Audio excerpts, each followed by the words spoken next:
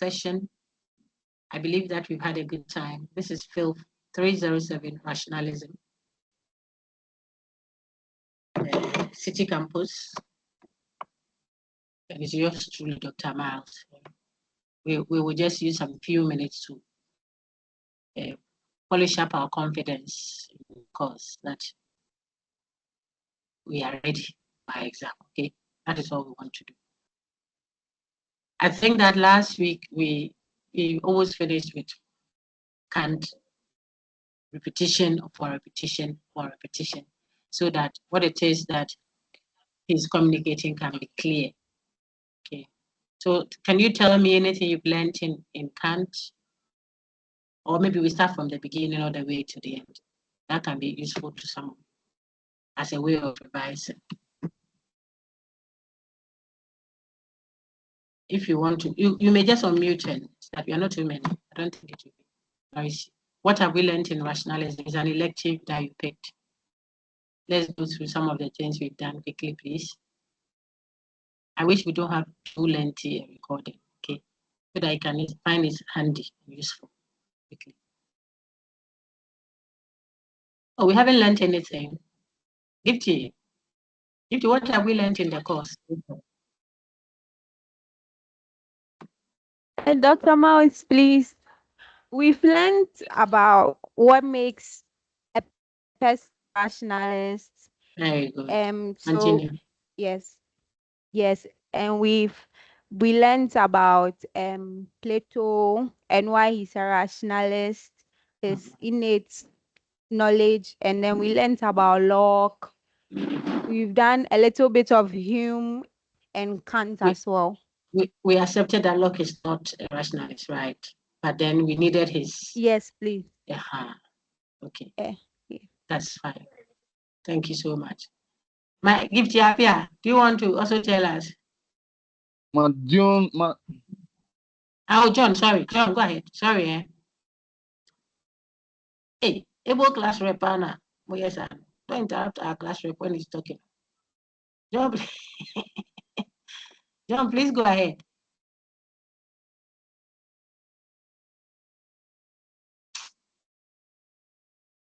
Do we have a problem? I don't know if you can hear me. Can you hear me? Yes, you can. Madonna is in. Hey, Kwemada. My queen. Dog. Oh. Please, good afternoon. Please, I'm sorry. Good afternoon. How are you? Don't worry. Don't mind Dr. Miles. I know you don't like online. I know you don't like online, but this one you have to bear with me. You are the only one I'm going to apologize. The rest of the class, everybody can. Okay. Okay, so we'll try and make it just to mop up. Otherwise, I would have had to cancel the class. I don't want to do that. All right. Okay. All right, dog. And the network I have is straight. There's no kikra to the crack. So enjoy it. Yes, you will. You will. Okay, so we are trying. Bye, my lady. We are trying to mop up. Please, everybody, be at peace with me, my girlfriend. I beg you. If you don't understand, sorry, but the next time it will be you, then I'll be pampering you like that. Okay. I'm trying to help us recall everything. Rationalism is an elective course that you took. You see, it doesn't have to stress you like that. So it wasn't intended to be stressful.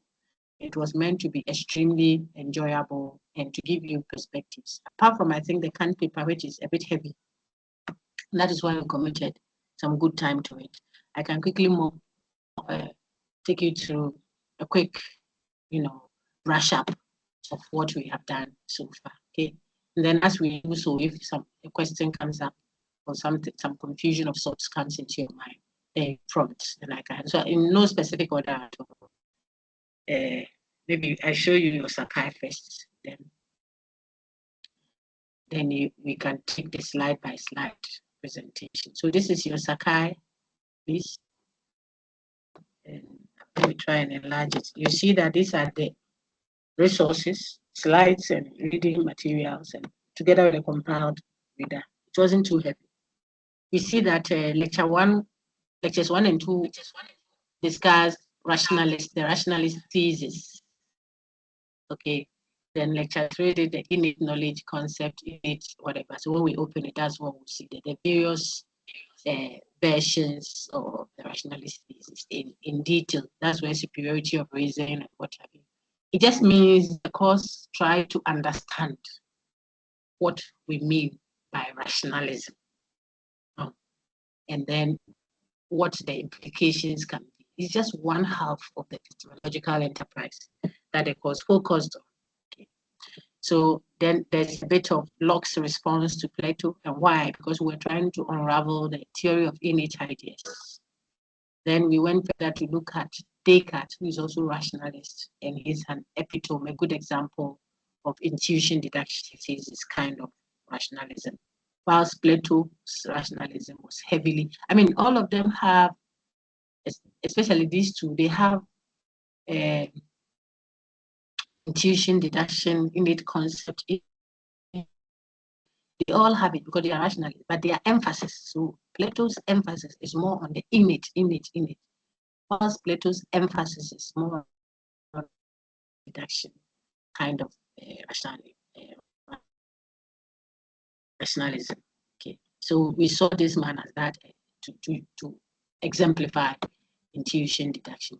Whilst we used Plato as a good example of innate concept or innate knowledge. Then we used Kant as a mediator to mediate the two extremes, empiricism, rationalism, where they think they are two opposing parties. Well, we used Kant's approach to extremes to show that they may not necessarily be disagreeing at all, but perhaps there may be a linguistic difficulty or a conception difficulty about what it means to experience, which Kant thinks such experiencing is not detached from a priori concept.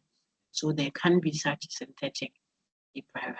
So that is basically a summary. What does that do? It now launches us to a certain,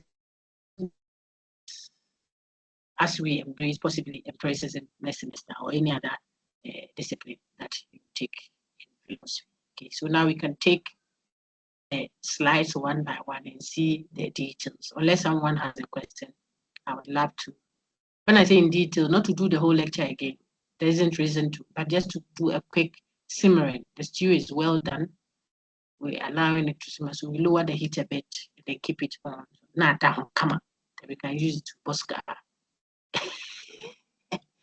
our yam or whatever. Okay, let me see if I can pick them slide by slide. It will be good.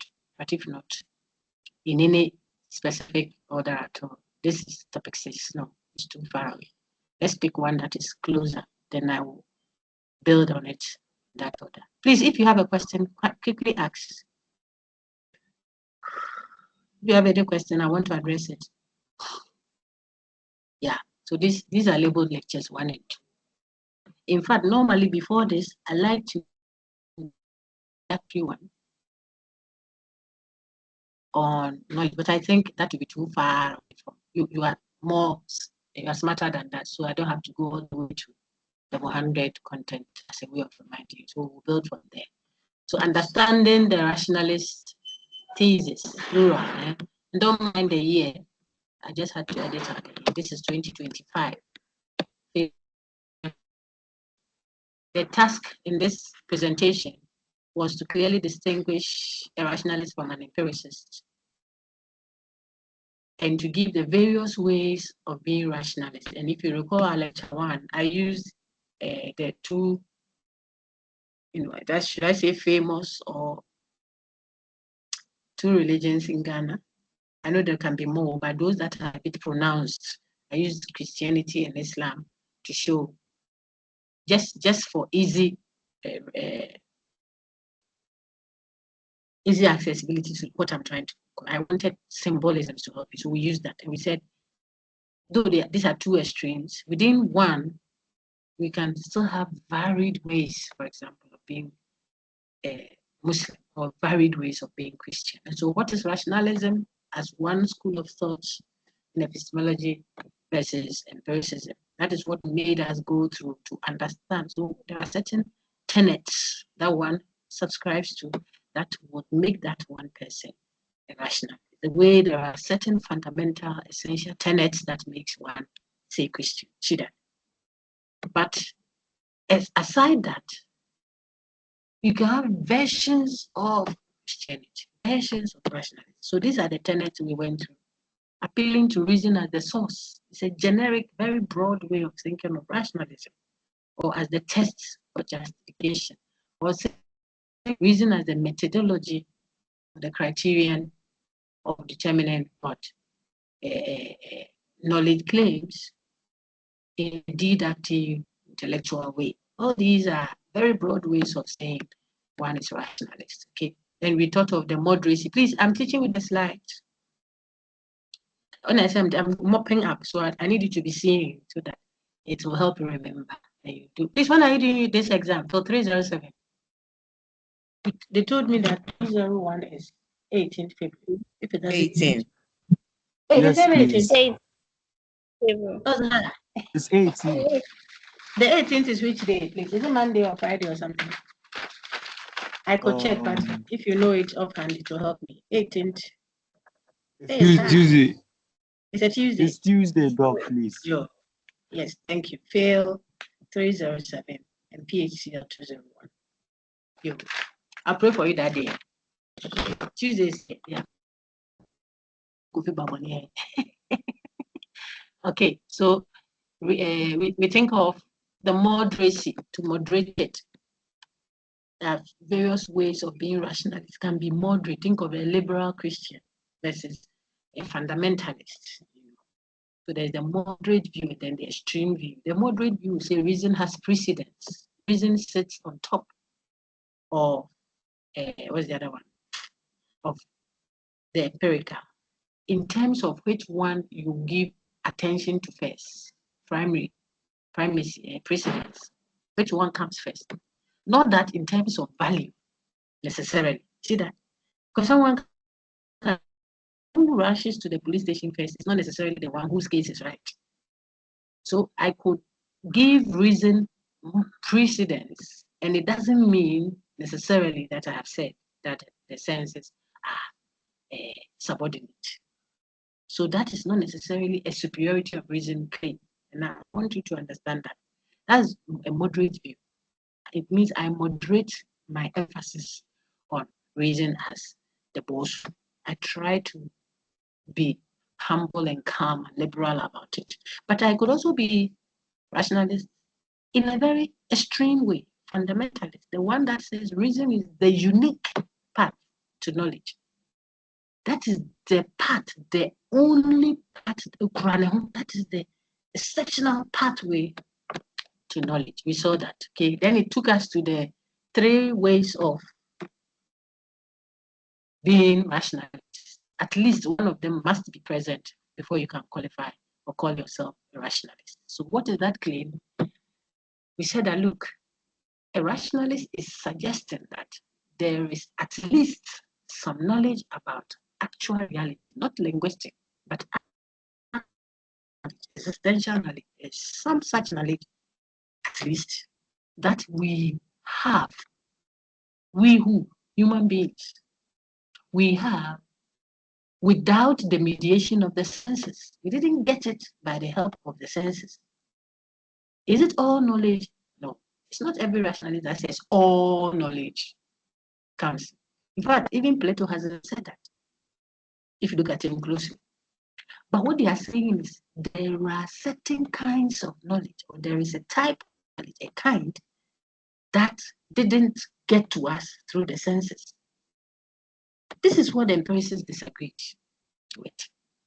The empiricist argument is every knowledge is sourced from experience. And therefore, it depends on the senses for you to know. If there is any knowledge, there is nothing written in the intellect that was not put there by the senses, says the empiricist. Okay.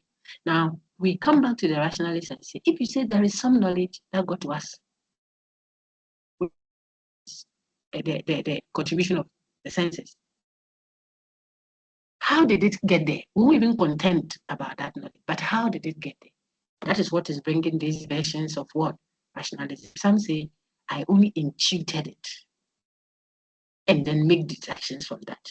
And you are doing deductive logic now. A deductively arrived at conclusion is always dependent on the assumption made. Okay, that's why you can't miss a line. If you come to the next line, show us how you got there and do so validly from the given premises at the top. You see, the same way. So if I say all mangoes are fruits and the pen I'm holding is a mango, then it would have to follow by modus ponens. You see that it might not be discussing actuality, but the pattern, granted that the premises were true. So if the foundation is, and this is not Descartes, okay? If the foundation is self-evidently true, that I think, therefore I am, and that I must exist to even doubt my own existence, then it means that my own existence as Descartes seems to be self-evidently necessarily true. Then that becomes the axiom, the assumption, what is given. Let your mind go to deductive logic now. Okay, what is given? Now that is, if that is given, then I can apply necessary logical rules of deduction, which are not the way I'm feeling. The rules of deduction are not my feelings. They are how our mind is. And you see that they structure our thought. How can you say you are here and not here? This will take us to Kant later. Okay? They are rules guiding how we think, the laws of thought. You are in level 300, so you remember elements of formal logic, the principle of the law of excluded middle, the law of identity. Where we are the given premise, it will lead us to a derived conclusion, necessity. So by intuition and deduction, with the pure activity of the mind, says someone like Descartes, no infiltration by the senses, I am able to know such truths, even if not all truths, all knowledge. Certain type of knowledge, I know it without the limitation of the senses. That is what makes him rationalist, one way. There are others that don't go through all this stress, and we learned all this. They think that the knowledge is already there by our rational nature. Why are you asking that why do pens write? It is in the nature of the pen to write. If it is not right, it has lost its essence. You throw it away. It is in the nature of human beings, man, the generic sense, to have that knowledge. We know it by our natural self. It is in our nature. We don't do anything to contribute to it. It's just there by nature, hidden there. Even if we are expressing the contrary. And so you see, I'm bringing in Locke's discussion. If you say it is already there, why is it that children and idiots behave differently? I hope I'll see that slide. I had a point where you're going to do the I. I think we did a recording on that. You can play it.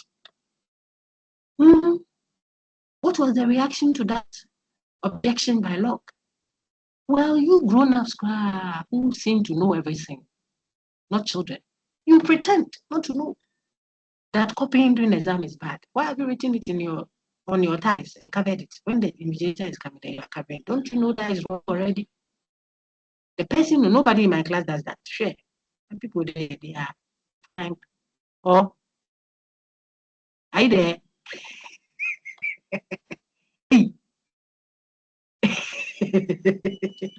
Okay. I see reactions on my screen. They don't share. The class that has a queen mother, it's rebel. They don't copy. I'm talking about some people who be somewhere. I don't know. You know, so my point is, let me go back to where I went before how did we know? We already know. Locke says if you already know why children and idiots who are also human beings behaving differently. Plato says, why are you going to children and mentally sick? Don't go far away. Deal with grown-ups, you and I, who are correct, who are not children.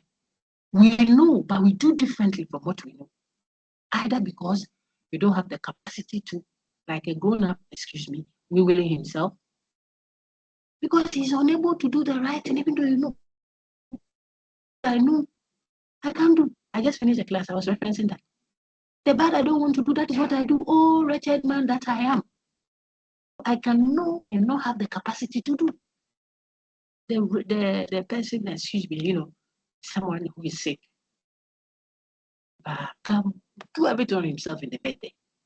So I can pretend, or I may not have the capacity, or I may have forgotten, and so on and so forth. All of that does not undermine as a rational being says, or that's how we can defend. And then there was a counter. How do you claim you know something that you're not aware of? Well, I can know and not be aware. I know that I put my pen in my hair, yet I was looking for it. I'm alone in the office. Because when I was putting it, I wasn't self-conscious. So this is a critique we give to doing consciousness, memory, personal identity level 2. It's the same thing. Remembering. It seems that if I know, this is John Locke now, if you know, how can you be unaware, unconscious of what you claim you know? If you know it, you must be conscious of it. So he relates knowledge or like mind to consciousness, that the essence of mind, mental idea, it's consciousness. He took it from Descartes. Our question is, can I know and not remember what I knew? Voila. So those things are all versions of rationalist thesis. And then the counter response, that thing about education, and Locke was talking about everything we know, we either learned it or we educated or blah blah blah. That's it. Get the reaction from that discussion. Okay. There's also the indispensability of reason thesis and the superiority of reason. These are high brand demands. I don't have to hold on to these two necessarily before I can be called a rationalist. It's too high. It's saying that to be a good Christian, and I've showed you how I'm using that, it helps for easy understanding. I won't be able to speak confidently and knowledgeably to a certain degree with other faiths. So the one I can reference, and I think a good number of us can share easily, is what I'm trying to say that if you make it a requirement that if you're a true Christian, you must remove your slippers at the main entrance, like the way Moses removed his slippers when he saw holy ground. Then a lot of churches in Ghana will not be Christian churches. Is that a good thing that adds to being, making the place sacred and holy? Well, maybe yes. But if I don't do it, will it make me any less Christian? No. Because there are essential things that define Christianity. And removing your slippers at the entrance of the holy ground or wearing scarf before you pray, etc., are good additions, but they are not essential. So the essential ones that defines rationalists is either the intuition, deduction, thesis. The person subscribes to that, says that I can know without the senses. I just know them by intuition or deduction. That's one. Or I know some things without the help of senses. I just know it innately by my rational nature. And the other one as well, innate concept. Okay, so concept like God exists. It is wrong to kill and discriminate.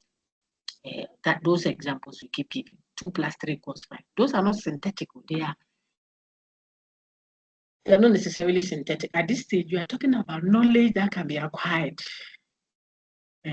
without the help of experience. When we go further, then we say that those kinds of knowledge, the ones that are synthetic, to me, depends on observation to establish truth or false. How did you say that? We know it a priori, then we take out the mathematical one. See that? But for now, even 2 + 3 = 5 is part of according to these rationalists. We already know it's not observation that it's already inscribed. We have the idea of equality. We're just struggling to capture it. Plato says you know good, you know what society says it's okay to steal grass, or you can marry your mother and rape her. There's no law against it. You can be Mrs. Goat and he can be Mrs. Cat. Even if society sees nothing wrong with it, he says, you already know who knew that what goodness is. That's a concept. You know already that God exists. That's not a concept, it's a statement. So it's a knowledge claim, innate knowledge. See that? Then the other one is innate concept, good, bad, beauty, fidelity, holiness, democracy. These are concepts you already know, you have forgotten. Or you are pretending not to know. or you haven't built capacity, and he's an essentialist. Okay. So if you put snake egg under your pillow, it is snake that you put there. It's just a matter of time. Don't say, may I put one small round whitish egg there. The next 2 weeks or so 3 months, come and see.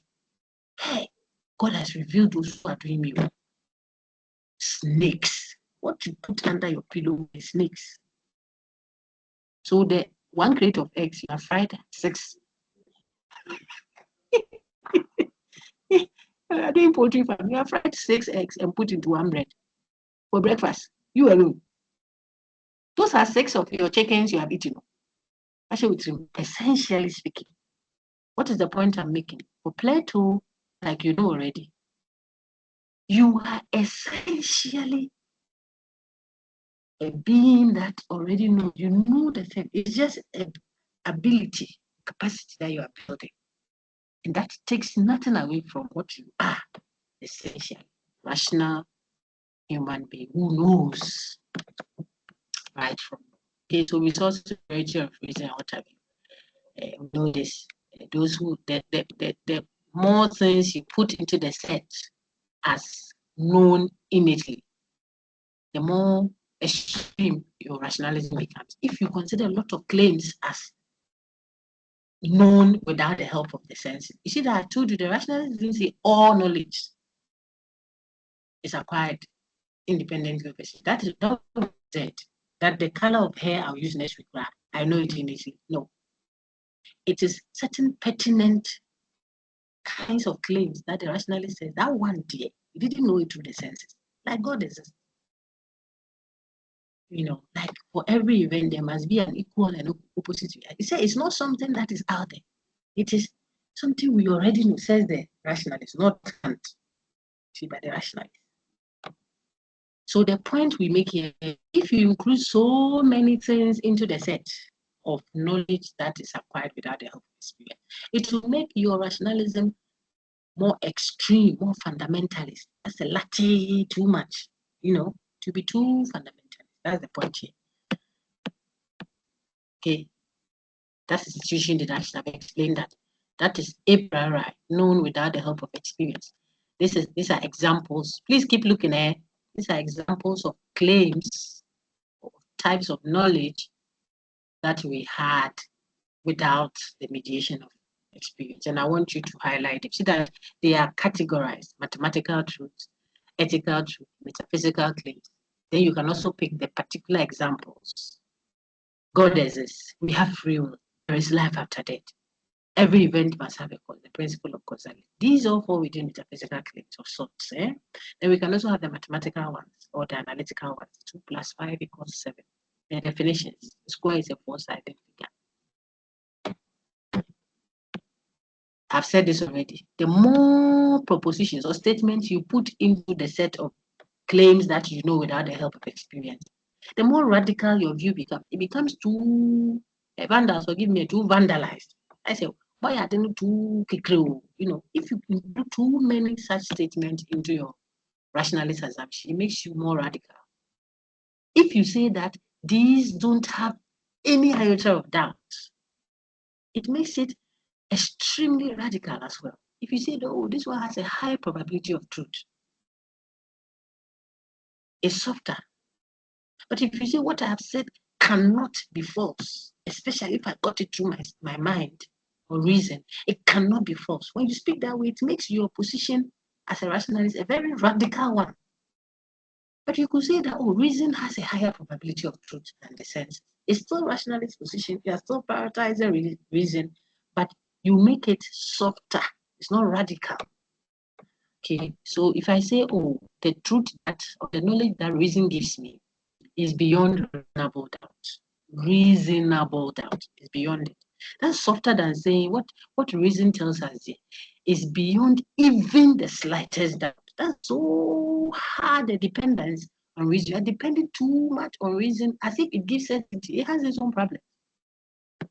Yeah. So we have showed you that if you say what reason tells me cannot be, it's infallible, cannot be wrong. you are not just doing rationalism, you're doing a radical rationalist position. Because reason could fail. People have told Descartes that the findings that you had, you didn't prove the existence of any entity. You just show the existence of a state of being. Thinking exists whenever thinking is going on. Doubting exists whenever doubting is going on. Not the thing that does the thinking. You say you have proven mind. No. We saw it later on with him. Okay. So what makes your view radical? You put in too many propositions as specially acquired without the help of experience. It will radicalize your rationalism. You will struggle to defend it. Every one of them. Two, if you speak as if those propositions you put in the set there are absolutely certain, that's infallible, beyond even the slightest doubt, it makes your friend, the rationalism radical. Okay, then we have seen innate concept is the same thing applies there. Then, if you recall in class, we did a bit of this way summary, but someone asked me, is it today or yesterday? Rational, non-rational, irrational. Look at the names. Rational in the generic sense, general sense. It means be reasonable, apply critical thought to what you are doing. Yeah. But rational or rationalism in the technical sense is the opposite of empiricism. It means you are saying that the source of ultimate knowledge is reason. At least some knowledge is reason without the help of experience. That is technicality. You are speaking to the epistemological position. That is what we call rationalism. Okay, in the technical sense. But when I say be rational about your dealings with other human beings, I'm not talking be opposed to empiricism. Okay, so that one is the general sense of it. And for that one, even Locke can be rational. Someone who has never done philosophy can be rational in that sense. They're just behaving in a reasonable way, thinking through matters, asking pertinent questions. That's the sense in which we use rational generally. Okay, we saw Magid's supernaturalism and rationality. Record that paper, showing you that don't think because something does not subject itself to empirical or scientific study, and so we think of it as absurd. So you conclude that it is anti-rational. So magic, God, supremacy, dreams, whatever you think, they are all opposed, antithesis, antithetical, opposed to rationalism or rationality. No. The fact that you don't have resources empirically speaking now to explain the so-called absurd or what's the thing, non-scientific claims doesn't make them any less rational. They might just be waiting to be exposed in the scientific frame. One day we may be able to, and we did out of that, so don't forget. We may be able to finish lecture and we hit our ties and say bye bye, and this one flies off and this one flies off. And it will be so normal. We won't call it witchcraft. We might have Tesla. bah, bah. My daughter is laughing. Yeah, after lecture. So if you want, I don't know if I've said it in your class. I've said it in almost all my classes, and I do about 8 or so classes a week. Just think about it. If it is bicycle, you hit your up and back, back, then you are gone. The one that is using aeroplane, the type, bah, and she's gone, and she's back in the room there. Science is uncovering what is there. If you haven't been able to uncover it, so it's not subject to the empirical, the scientific now, you don't relegate it to the background and say it is absurd, irrational, just because you don't have resources yet, perhaps, to uncover how it is that someone is walking on water. A virgin is pregnant. Do you know what our scientific folks will discover tomorrow? That we may not need any sexual intercourse. Perhaps the flip of the finger, flip your finger 3 times after you eat ailo, and you'll get pregnant.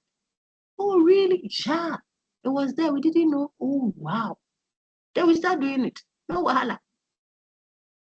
Until that is done, how do you claim that because you cannot explain something within the empirical frame that you call science, it means it is not there? It could be there. So that was Majid's paper. And he uses internal argument, internal criticism, to show that the same people raising such doubts about, God, the concept of God, the supernatural, and what have you, they make arguments like that in their own philosophical framework, Western thoughts, appealing to non-scientific argumentation, purely ontological argument, to make a case for the existence of God. Yet when it comes to other people's thoughts, they think that is absurd. Then we should rather respect those who use their contact with nature, which is empirical. They see the sea, they see a big stone, they say, this thing, the way it's big, it can't be there like that. There must be a God behind it. That is even more natural and therefore empirically grounded than the one that is using purely ontological or deductive means to arrive at the existence of God. And that is the substance of the Magic paper.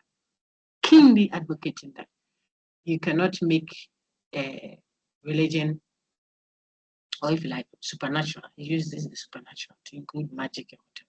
You can say the supernatural is antithetical.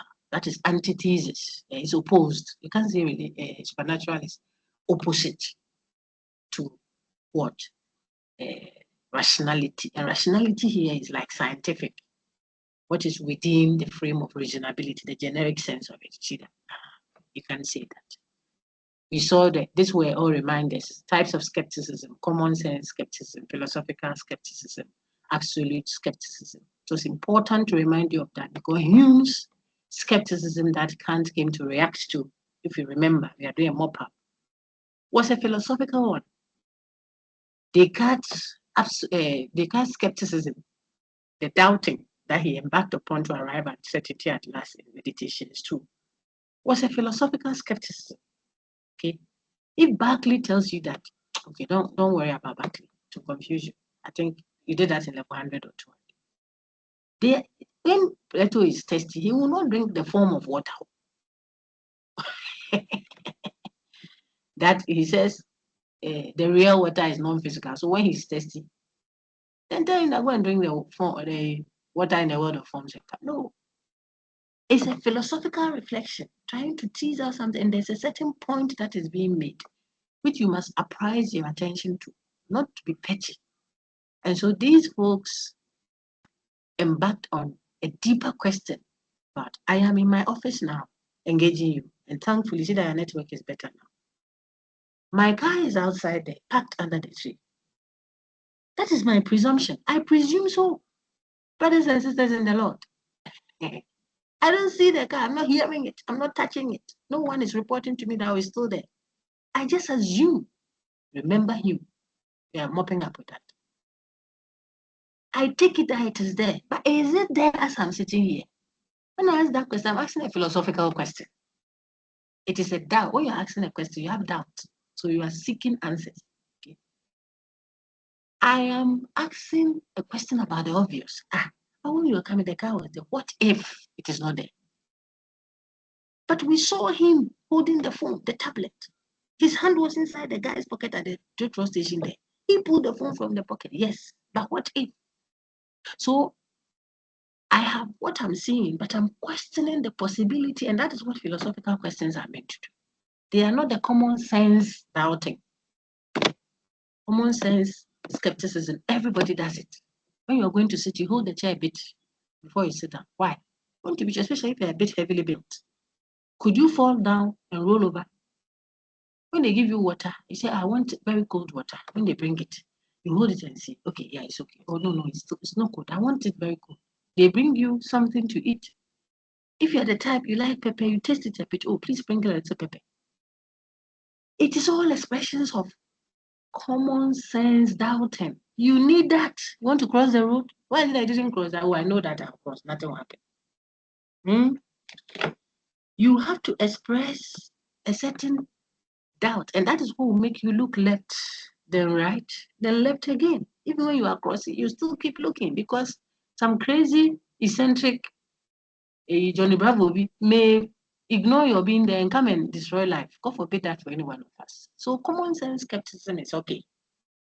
But where we have gone past common sense, and we still think that, but here there is evidence. Why should you say, what if? Then the philosophical questions come in of epistemology, of metaphysics, What if there is no life after death? Oh, but people are free. How can they choose to be? What if people aren't really free? What if something regulates us such that what will be will be? What if I start asking those questions? It is philosophical skepticism. Very, very important, deeper questions to help us reflect on the assumptions we make, the doctrines that we presuppose. Then there is the third type of skepticism, which is not good at all. It's self-contradictory. Absolute skepticism. That we cannot know anything, so we should stop this thing looking for knowledge. We can't know. We can't know.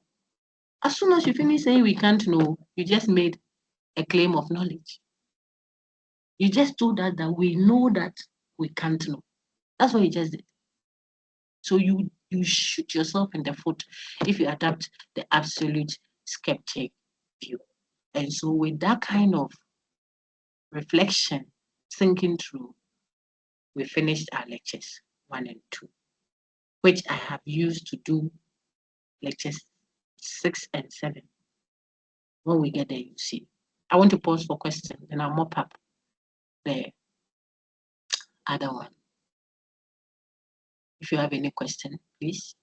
If not, this is lecture 3. It is just emphasis. Look at the theme. Innate knowledge, innate concept, indispensability, superiority of reason. So you can tell immediately that we have done. It's still 2025. Various ways of being rational. See, that will be done in no time. Look at the innate knowledge thesis. We know it. A priori, independently. I've said all that already. Just so your eyes will see it. By our rational nature. It is part of what we are as rational beings. That's why we know already. So we know that God provided us. We know that God exists. Locke says, we don't know anything beyond. We learned it. They beat us. So we know that we shouldn't go and wee on the stage. When you sleep and you don't wake up at dawn, if you want to wee and you sleep in the bed and wee, the way mommy will beat you. And we abhor pain and we adore pleasure. So we learn it there. That's called that's Locke. You know, Plato said, no, we already know. We just build the capacity to express what we already know. Indispensability of reason. I said all that. Superiority of reason. It's not necessary. They are both not necessary. They are good addition, but they are not necessary. I gave some prompts. Now, look at your left. Review Plato and Descartes' account of the following. Okay. Then do you see why most rationalists will have to be committed to a denial of skepticism of a kind? You can't be a rationalist and be an absolute skeptic. The absolute skeptic says we cannot know anything. Meanwhile, a rationalist says we know some things through the pure activity of the mind. Can you be an absolute skeptic then? No. Now, look at the right side now, please, on your screen, this. Towards your right. Do you see why rationalism in the form of the intuition deduction thesis is also committed to epistemic foundationalism? Hey, dog, nothing much. Look at it. If you believe that from the basic absolute truth that you have, you can derive others from it, it means you are only looking for a foundation. Descartes, something you can know for certain, self-evidently. Then from that, you can build on it. This is the philosophy God used that blinded the devil. He didn't understand it. God just looked for a foundation. And then on it, he has built all of us. So there is no other foundation than the one that was laid by Christ. No other one. That is Christianese language. You see that? Foundation. You look for a strong foundation. Have you seen buildings? The taller the building, the deeper its foundation. When I get a good claim that I can trust without any support, says Descartes, then every other thing I know, I will deductively arrive at that from that one. So it is an epistemic foundationalism. When it comes to my epistemology, I rely on a foundation. That's all. It is intuition deduction thesis that will have that nature, not innate knowledge. Innate knowledge doesn't work with foundations where you are going to derive other things from it. Intuition deduction wants you to work based on a foundation and then you derive others from it. You see that we did that in 3 minutes. That was for lecture 3. And then I head for lecture 4. You were to prepare with Plato's rationalism. I want to pause for a question, if any. The way you are quiet, are you there? I've said people have told me that dog. Yes, We are dog, about we are right. here. We are here. Okay. They say when people are going to write exam or they are preparing for exam, they don't talk plenty. Because if they talk, they might forget. They might forget what they knew already. So I'm trying to understand all of you. The way you are very quiet. Also, I think you want to hear. So everything I'm telling you will come. So I can go quickly to Plato's rationalism. I think that one Gifty did a quick mop-up, so we'll not keep long on it so that we can all go and rest. One day we shall rest. Okay, let me see if I can get Plato's rationalism. Perfect, we got it. This is Plato's rationalism. Some point of clarification, demonstrating features of Plato's philosophy that makes him rationalist. Take note, rationalist as an epistemological theory about the basis of knowledge. That's the technical sense, and not rationalist in the generic sense that I want to be rational about my decisions in life. See that? Clarification. There is a general sense and there is a technical sense. It's here. In the general sense, even Locke, who is an empiricist, can be said to be rationalist. Then we come to some knowledge about actual existence, which you know already. Note that he accepts that reason plays a role, and this is what Kant builds on. Experience plays a role in knowing. Plato, but he thinks that when I see a beautiful lady, which is a particular example of beautiful in this physical world, it helps me remember. When I die, the physical is detached totally from the non-physical, so I don't have any obstruction in my view of reality. But so far as I'm trapped in this body, contact with a physical instance, example of that thing, helps me remember. So the senses play a role. They activate, they instigate my knowing. Not that they put it there, but it plays that role. Always remember, that's Plato. It doesn't negate his thing. Right. I clarified something else. The thing is knowledge about what happened. The thing is knowledge about experience, some knowledge about actual reality, some knowledge about it, about actual experiential thing. Okay, so remember, not linguistic. There we go. All back and dogs back. This is what we went back to when we did Kant. Okay, analytic. A triangle has three equal sides. Yes, that's analytically true. The assumption then is if synthetic, then will be known a posteriori, and if analytic, then it will be known a priori. And the rationalist would emphasize analytic truth. Empiricists will emphasize synthetic truth. But the rationalist says we can have some synthetic truth that we know prior to experience. That is what makes a rationalist. Oh yeah, the thing is about actual experience. Yet you say we know it without experience, without the senses playing a role. See the beginning, we have landed like this, that every event that goes wrong. How did we know it without experiencing it? It says innately or by intuition deduction. We are there now. See? So are there synthetic priori truths? All rationalists say yes, there are some. Not all knowledge is synthetic priori, though. For Kant, it is so. Every experience, as soon as you know, experience plays a role. And when experience comes, it doesn't come alone, it comes with a priori concept. So by the time Kant finished, every knowledge is synthetic.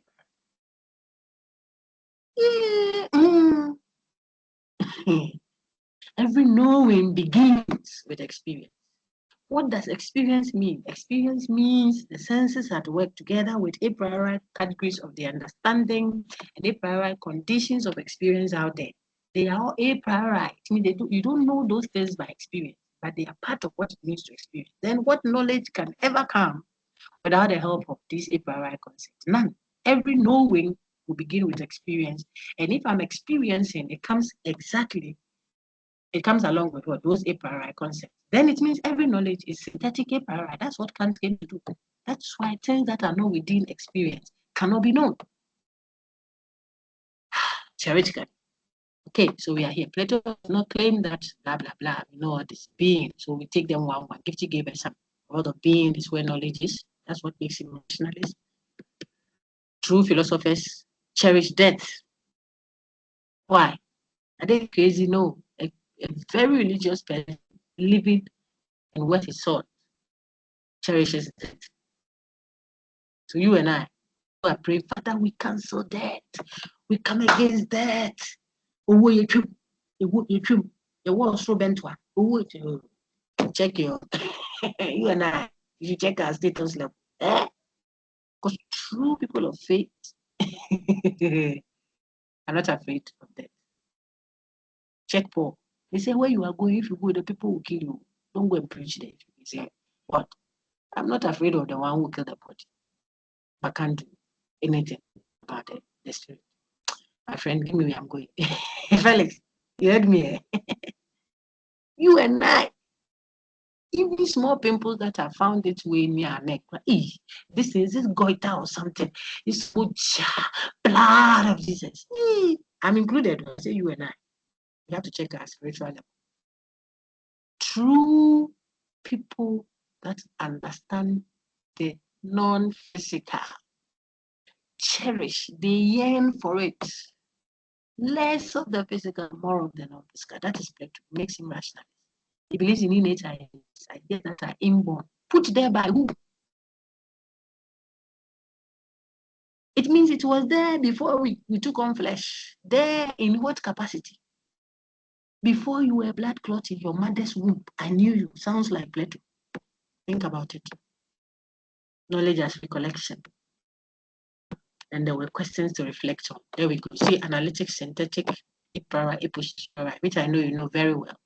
Locke's critique of Plato's theory of innate ideas, the children and idiots. I've touched on it to help you remember. And my baby last. Plato's theory, I said, does Plato's theory of recollection grant an advantage to the empiricist? If I don't know, it is my senses seeing a particular instance that helps my mind remember. Then perhaps it will make it look like empiricists were right after all. Perhaps not. The empiricist is saying it is the senses that is going to put the idea into your mind or the understanding. Is that what Plato is saying? No. Plato says it only triggers it. But the knowledge is already there. The landlady, she was already angry. Your boss or your secretary, she was already angry. Your greeting her was just a trigger. And a good judge, a good assessor, understands these things. It's rationalism. Now someone was passing, change 10 cedi. 10 cedi does, 1 cedi change. Trotro. Is that the reason why this brother has taken stone and is hitting somebody's side like this? No, there's something else. How do you know that? Epistemology, how do you know? Look at the reaction. So it's not what I'm seeing that is making me think. There is a fundamental problem. I just told the other class. The container itself is the problem. It's not what the people are doing. So God sat up there, he was stressed. I have to go down there and do something. Everything man is doing is evil. Genesis. Meanwhile, I didn't create them like this. That is his thought, eh? So he came to change the container. Because if you look at the effect, look at Saul Paul. Saul Paul is a New Testament book. Look at the vim with which he was persecuting the people of faith. The man was doing so with vim, thinking he's doing the right. You see that you and I and everybody then existed. We were there. We thought that Paul was a bad man. God looked down, he saw a good man. Because he wasn't looking at the physical. These things were trigger. I'm explaining trigger. Helping something inside, which is already there to come out. So it still reinforces Plato's claim that we already know right and wrong.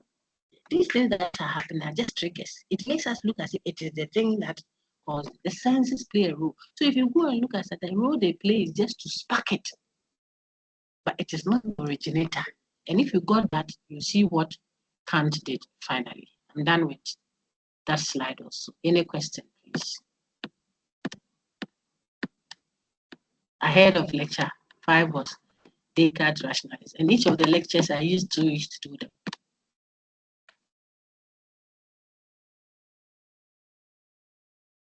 Is Descartes rationalism. Okay. We can go now.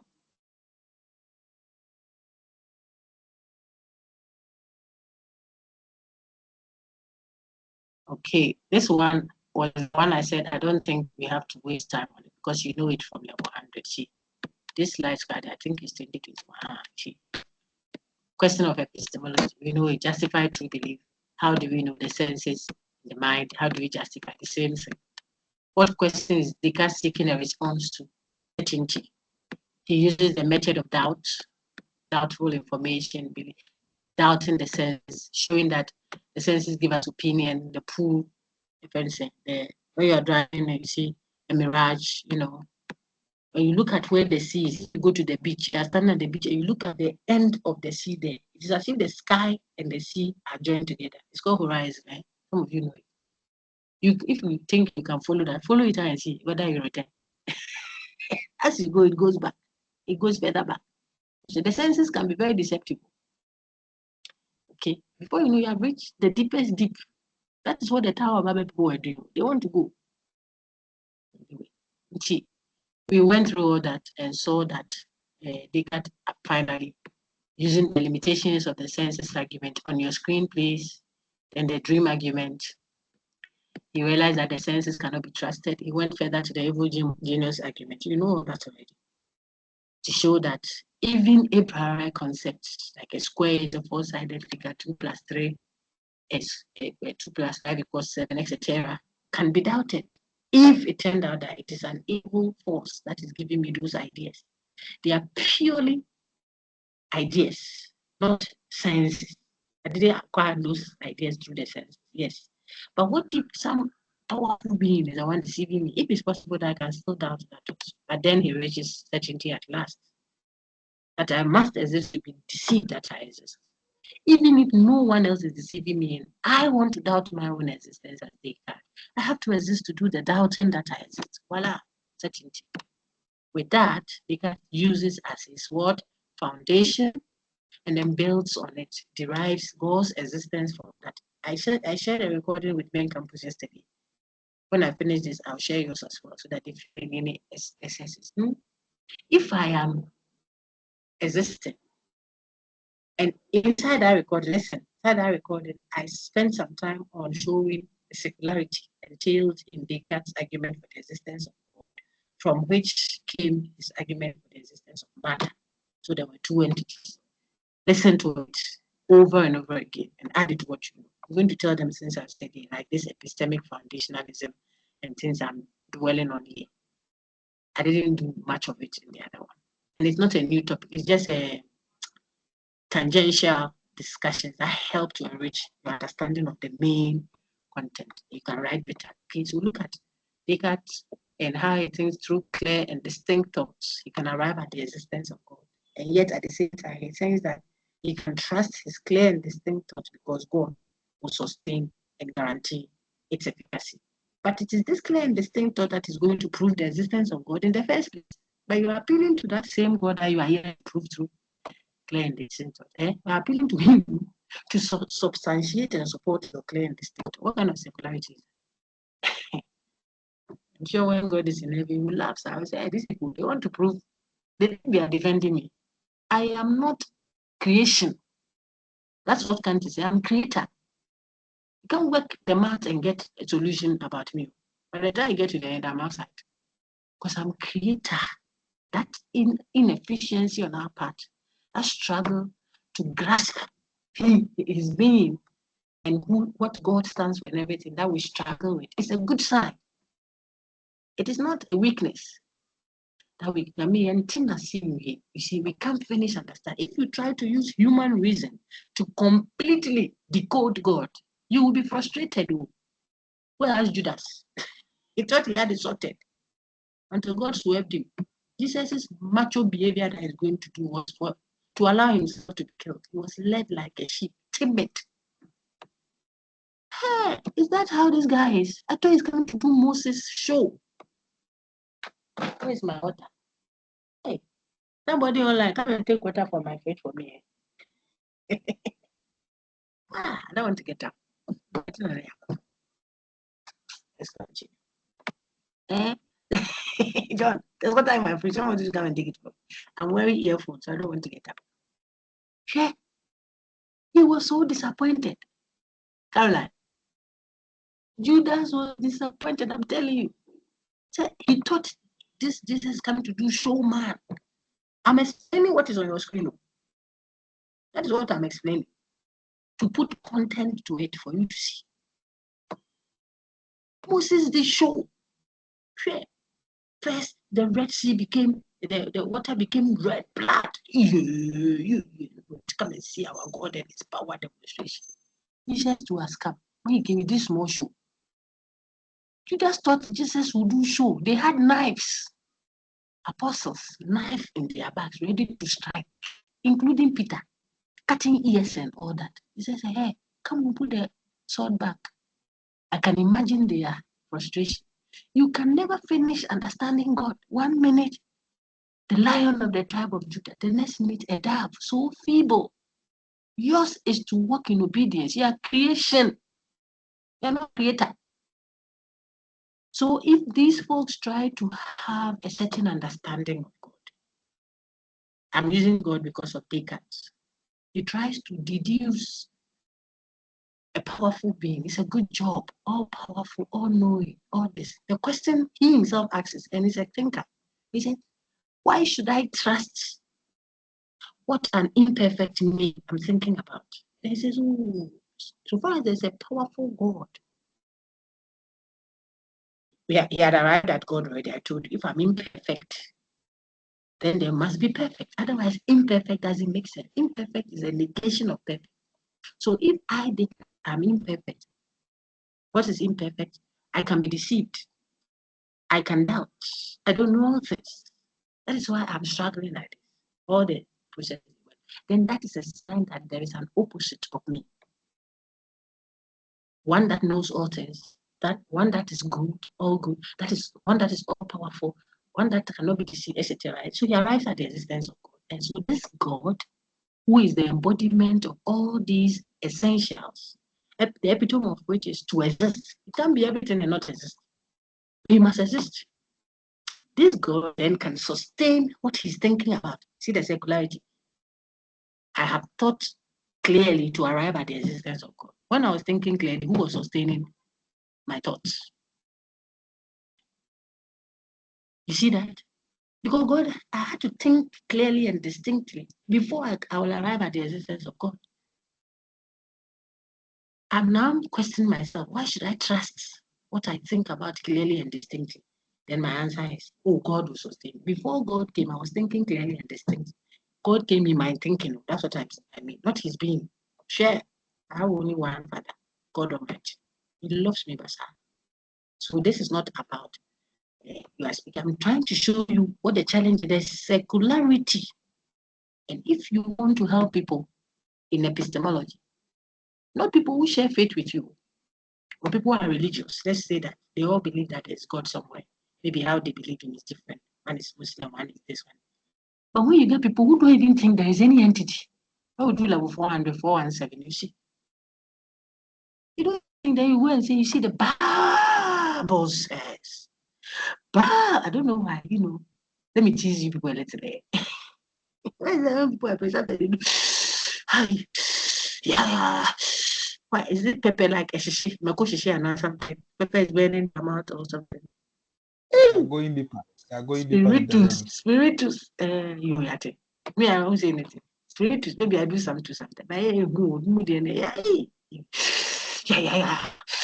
Yeah. Hey, Venice.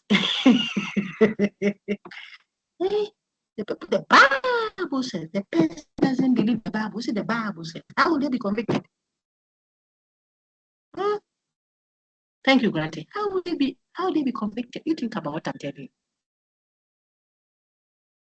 you. The man that we follow, I beg you, excuse my French, my drift. We use things that the people can relate to talk to them. When you get to the tabernacle or something, synagogue, then you open the scroll. When he's out there, do you see him holding scroll and opening the best book according to Isaiah the prophet? You won't win any soul. You're a rationalist. Think, Minia, when you go to campaign grounds, use the rational thought, discern. Until the person can't hear anything you are saying, this plenty grammar you are speaking. Because the Bible for that person is a historical text. So if you quote it, you don't cast your pearls before swine. He doesn't even understand what you're saying. Pray for the person, yes, and give the person, but speak what the person can relate with. And I put a lot of that in the other record. Yeah. Look at the sea, my dear friend. That is the sea over there. It has been boiling. I ask you, even if it was firewood that we put under and lighted it, won't it expire? Who is under the sea, the fire that is boiling it like that? This thing is not a living thing. But look at how it keeps going and coming. That's a limit. You have been walking. Why is that your leg hasn't worn out? How do you say? If you wear your shoe, the shoe wears out. Yesterday I got the lesson. someone showed me wear out. I said your shoe doesn't wear. Your shoes wear. Does your leg wear out? Walk barefooted for 3 years. Your leg will never wear out. Wear out until it gets to your leg, then it gets to your knee, then it's wearing out. It's so wonderful. There is something. What I'm doing is a physical argument made by some. Of course, it has a handicap, but it is relatable to the person who doesn't want to go and say John 3:16 because he says the colonialist that brought that to come and make you a slave. You also quoting John 3:16. So there's a barrier. He cannot connect, or she cannot connect. Why? How did we get there? Look on the screen. Descartes says, I have arrived at some certainty, me, my existence, not you. It's a philosophical skepticism. I've already explained to remind you. That is what he can be certain of. His own hands cry. He can be certain of it. Why? He has given you reasons. Certainty. I see it. That is why I believe I have a hand, says Descartes. But the things I see, I can't trust them again. Because I saw something, when I got close, I thought it's a pool of water. When I got there, it was a mirage. That is what we have gone through. So certainty at last is the thinking thing. I am doubting my own existence tells me that I exist. Because if I don't exist, I can't doubt that I exist. Whatever it is that exists, I don't know. Because I don't know whether it's my body. But I have to be something.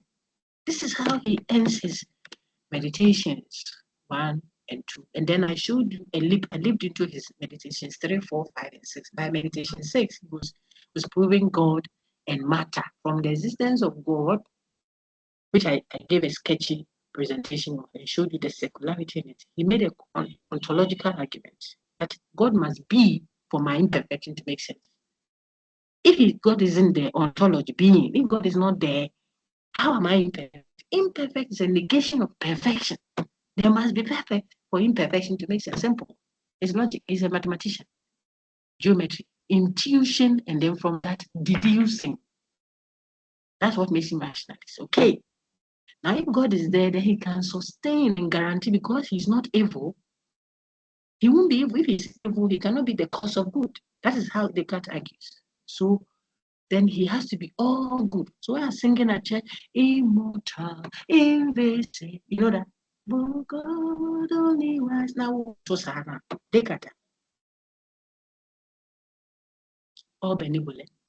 And the guy was a religious person, frustrated by the deceptions all over. Okay, so we come here. He says, I think, therefore, yeah, we know the challenges with that. And that is where we do the last bit. Hey, you're making me do all the talking. Don't worry, it's a mop-up soon. Any questions?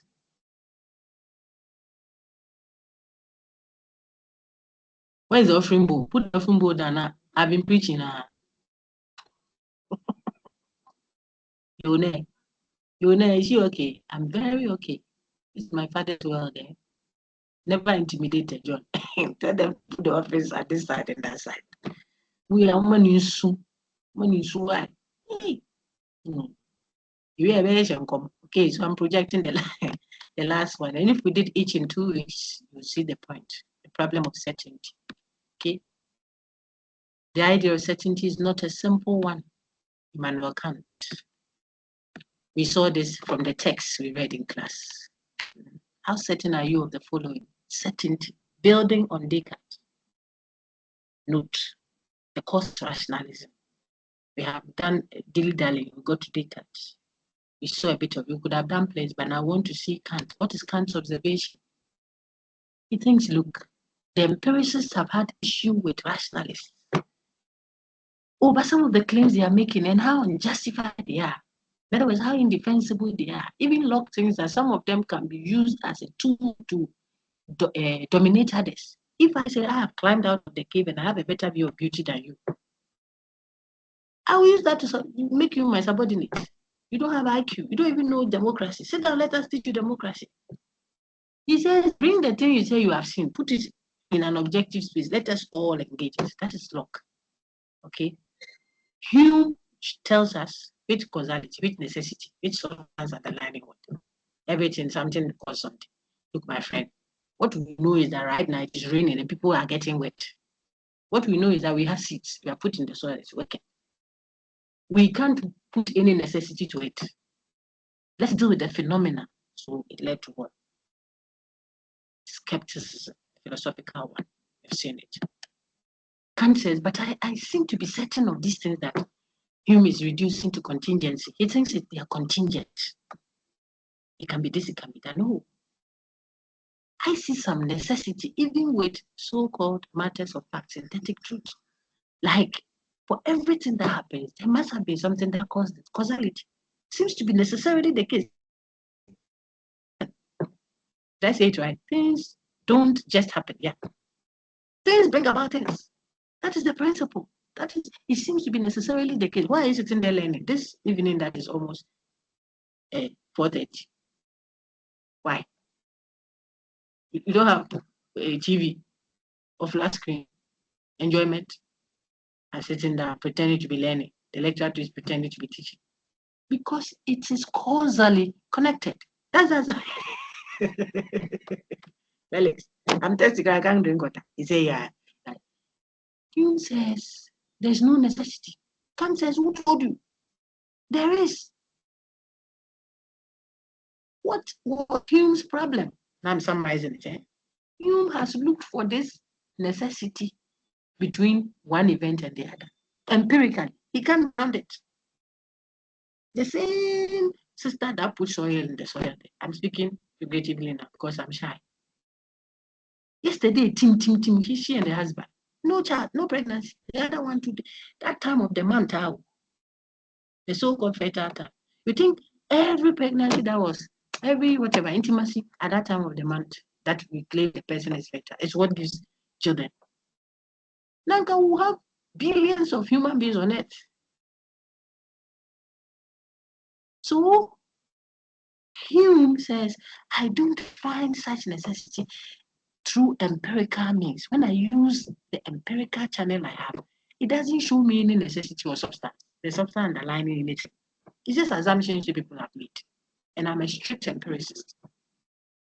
Now Kant tells you that is where your true know is. Because you can't find such necessity in the senses, and that is correct. You can't find substance and causality using the senses because they are not seeable or experienceable. Why are you denying that therefore they are not there? There's no necessity, there's no causality. Just because you didn't find it using the method they are using, so they don't exist. That's arrogance.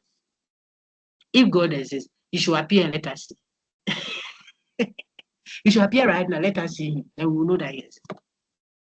They didn't appear. He said, you see, I told God as he exists.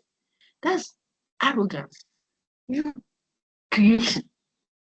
He said the creator should appear in his creation. Why will you hold him? So the fact that you cannot use the means you have, the source of knowledge, which is empiricism, source, to find the so-called nominal concept. I'm speaking Kant now, and we have gone through it. So I think that you are hearing me. Or please respond. Nominal and phenomenal. Maybe you are there. I'm just doing the cementing. Right? Yeah, we got you. Very good. Thank you very much.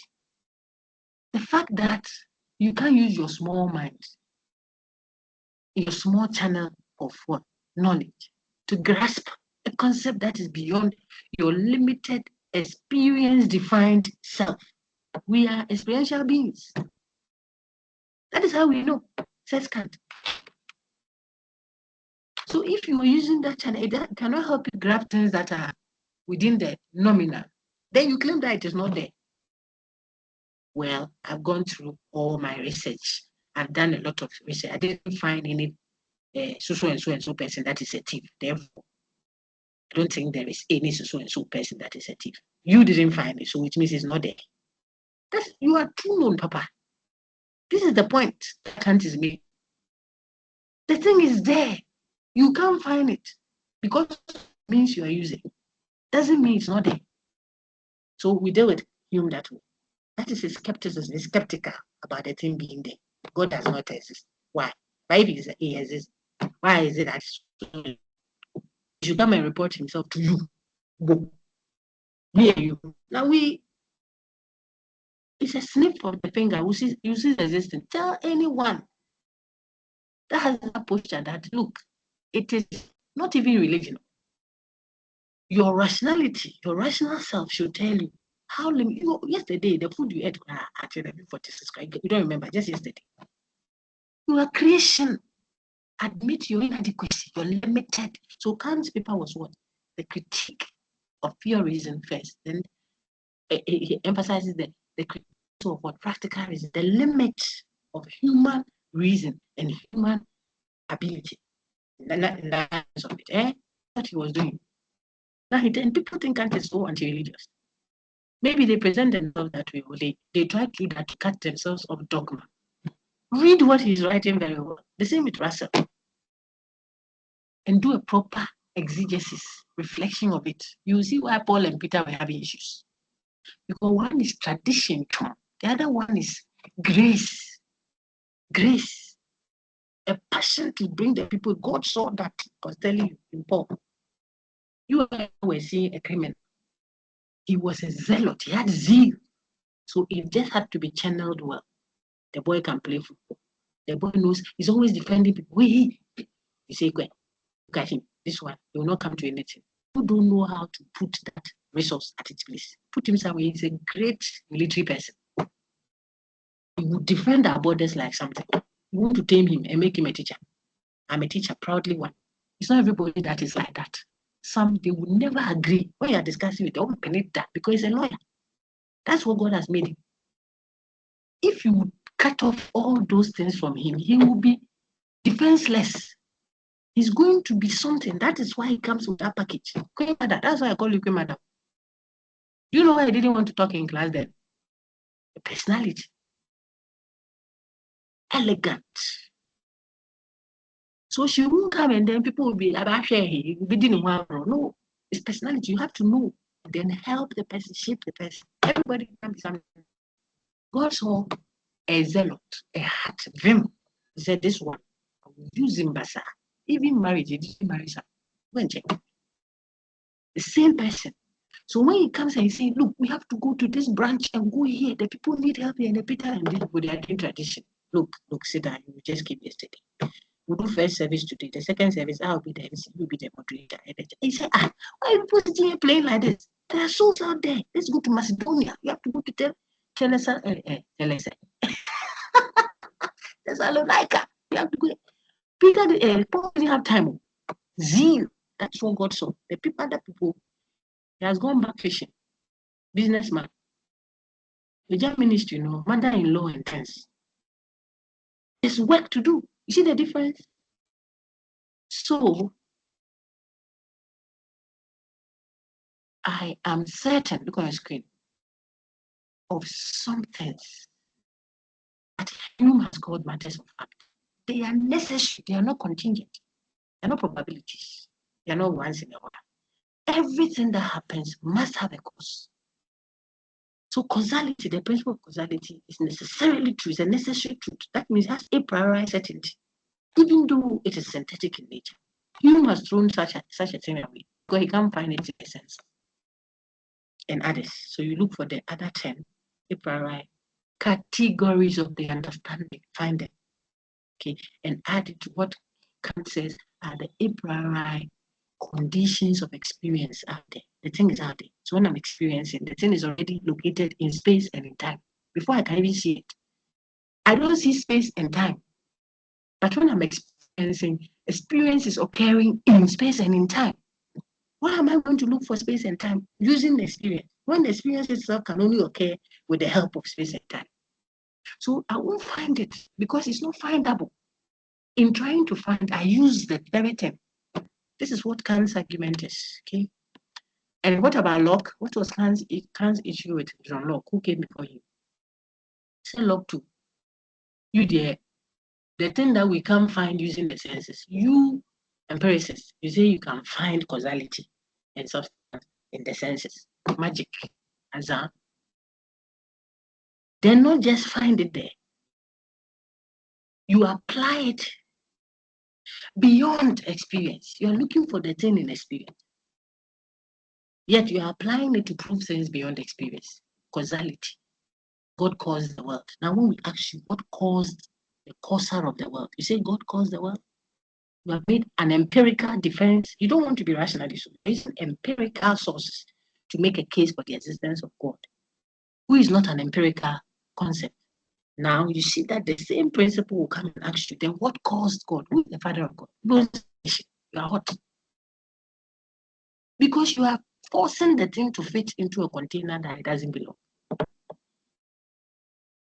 Except that Locke was humble enough to say, look, there is causality. The principle works. There is substance. But he was forcing to find them in the empirical. Who forced you? Now, who forced you? Must it come through the empirical channel? There's a limit to the empirical. This is what Kant is telling the two of them. This person forcing it, he can't find it, so he denies the thing. The other one forcing him to put it there when the thing is not there. And now it is creating problems for him because he has to now apply the same principles of cause and effect beyond the physical. When they ask you, you don't have an answer.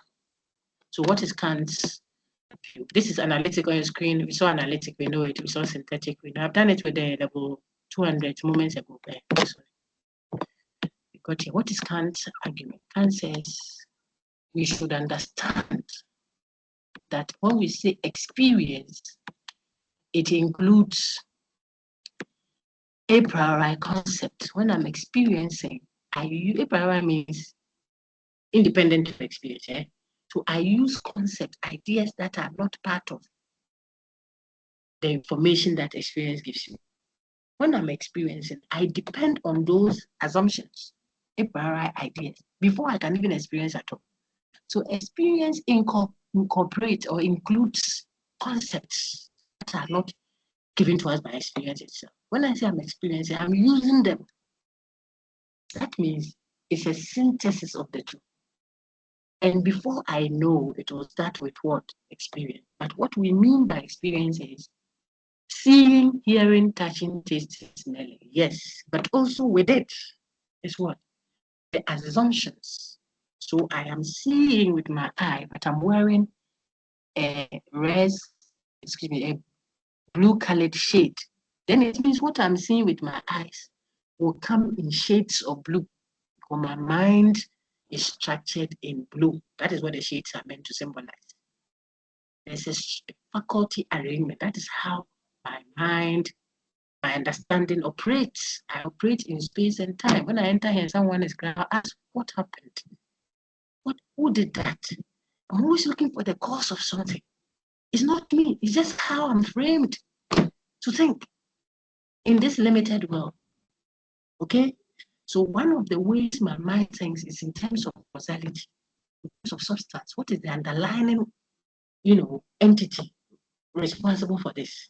And if you understand that, you won't go looking for space and time. I want to see space. I want to see time. As soon as you see, you would have already used space and time. As soon as you hear the sound must be locatable in space and time before it can be hearable.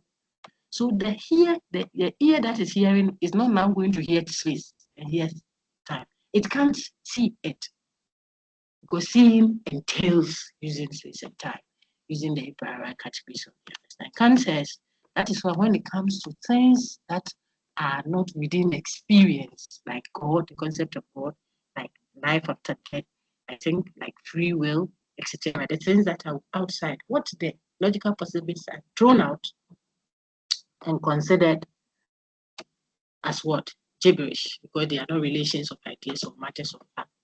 Kant says when it comes to those concepts, have the posture of an idealist. So when you're dealing with transcendent reality, so to speak, be an idealist. It's called transcendental idealism. What is an idealism? How I see it is what is there. I touch the laptop, I think it is smooth, therefore it is smooth. If you come and tell me it's not smooth, whose smoothness are we using? Mine or yours? My contact, because it is not within the frame of knowledge for us to deliberate over. That is the sacrifice we have to make. So if I tell you, God said to tell you, class, that everyone will make an A in this course, say amen. Amen. Amen. Amen. Amen. Okay. If I come and say, God says to tell you that everyone will make an A in this course, do you know why that Amen. statement, amen, it's not the same as saying that it is raining outside. It is raining outside. You can go and open the door when I'm not looking there. You trust me, pal. But just in case I may be lying, when I turn and I'm writing on the board, you can open it quickly to see. You can test it. It's knowledge. But when I say God, I saw a vision. I heard the sound of abundance. Did you hear what the great man told the king? When the prophet came to say, tomorrow by this time, whatever, Olonga will be 3 pesos.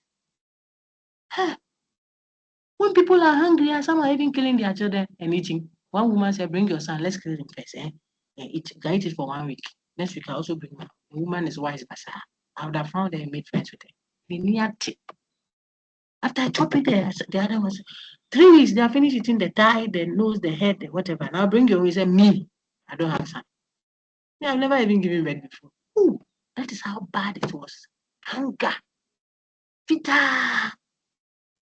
Then someone comes to stand before the man, the king, and says, tomorrow by this time. Do you know, it wasn't figurative tomorrow, or China's literally tomorrow. Today is 6th February 2025. It's like tomorrow, 7th February, mother's birthday, if you were alive. Or China by this time for something. Ulunka rice. Ulunka rice, let's say 5 kilograms of rice will cost 1 cedi in Ghana. When the rice in the class, some is not there. We don't have some to even put a price to it. It was farming. So the man did empirical analysis of it. The advisor to the king, standing by the king, said, now you, Johnny, are you okay? Prophet, this thing you are saying, even if they open heaven, the windows of heaven and everything, do you think this thing can happen? Do you know why? Because the rational, the thing he's talking about, is not given to us in what? Experienceable frame. I don't know how to say it. It's not within the phenomena. Kant says when things like that come, be an idealist. Let people be led by their faith. Because it's not something we can scrutinize and question. It's not some exhibit at the law court where we open it and see this one is forged. It's not that. So it's difficult for you to deny it or to affirm it objectively. It has to be an idealist posturing. So concepts like God, whatever, we don't use theoretical reason to interrogate it. That's why people can receive things of faith. If you are too overly rational, Rational in this sense of it, theoretically rational. How can you work? Then before I'm ending, before you yourself, you take your salary, you are going to give 10% to someone. Have you seen God before? Which ladder did God use to come and collect the tithe? Then you can't give up. Because it doesn't make sense. The one who wants to serve, be a servant. Really? Who wants to be a lead? Sorry, if you want to be lead, be a servant. What kind of calculation is that? Everything looks like it's turned upside down. I'm telling you, this reality in the nominal is not accessible to assess Kant. So it cannot constitute knowledge because knowing begins with experience. Not experience as in I experienced, you experienced, but experienceable. It is locatable so we can collectively engage it. That's what he calls the phenomenon. That's why when you say it is raining, I can look and say it's a lie. But when I say God is speaking, look, I see the Son of Man. He has bread in his hand. He says, come unto me. I've entered into your hometown. This I said all those things in class. And this is what I see. A child that is anointed to do this. I see your future. I see that those ones, I'm not seeing it with you. Just can't. The arrogance of you must to deny it and say, if I'm not seeing it in the network, it's useless. The extravagance of Locke was to insist that what you are seeing, God must show it to me in the empirical. Then I'll know. He won't show it to. He may, but he might not. Kant says, don't try to deal with such concepts as if it were something that is openly given to us. Treat them as you would treat a transcendental reality, which may or may not be the way everyone sees. So I may have it, you may have you may have. We try to reconcile it. And I see it this way. I heard this. Do you think it is this? That's better than saying that it is not there. And on that note, I'm done. Thank you very much. 3 essay questions, 20 marks each. I pray I don't have to do a compulsory question, but don't punch, okay? Because you might go and punch, and that one won't come. Just when I saw your hand, just feel free. Please, no, it was a mistake. Okay, I 20 marks as to the exam 60. Online essay that I gave you. In class, participation marks, attendance, what have you, plus moderation. I will always moderate report, also 20 marks. So 20, 20, 60, you get your 100. I'm confident that a little push from all of you should give you the very much needed A's that you want. But if you don't, you don't do three lines essay, right? It's like 100 that did that cost them power. You're right. I'll give you space within which you work, and I think you do fine. I wish you. I'll put the recordings immediately. I'm in the office, so I hope I'm able to do it and share. I can give it to those who couldn't join the afternoon and have a good feel of everything. Thank you all very much. Thank you. Please let's clap for Class Rep John. I think he has excellent. Caroline, thank you. Thank you, Queen Mother, for the various prompts. I see Raymond Mauto. And I see Josephine Obri, which is on and all. Thank you all for the various efforts. Lisa, your hand is up. Is there a question? Go ahead. If not, then have a wonderful week. Don't be sure then. God knows. So he will help us all. Victoria, in team, is there a question? You are testing your thing. All right. Everyone take care and all the best. I'll be on the platform. So if anything comes up, I'm glad to help out if I can. Take care and bye-bye. Bye, dog. Bye, everyone. Hey, I'm looking for my stuff recording. Bye. I love you all. Okay. Bye-bye. Bye. Bye-bye.